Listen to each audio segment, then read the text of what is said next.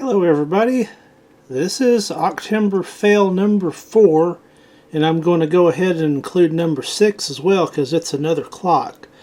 So 2 clocks failed this week, so all they need is a new battery. This one takes a C cell. I'll get that put in and we'll come back in a minute. A couple moments later, the new C cell is installed. So this one's ready to go for another while. This here is Octember Fail number 6. This is a separate battery to run that mechanism. And that just goes for ages. Uses hardly any energy to run that. But the clock dies on a regular basis. Not a very good mechanism that's in there. So get that swapped out and come back. So fortunately a couple real easy ones to get knocked out right quick.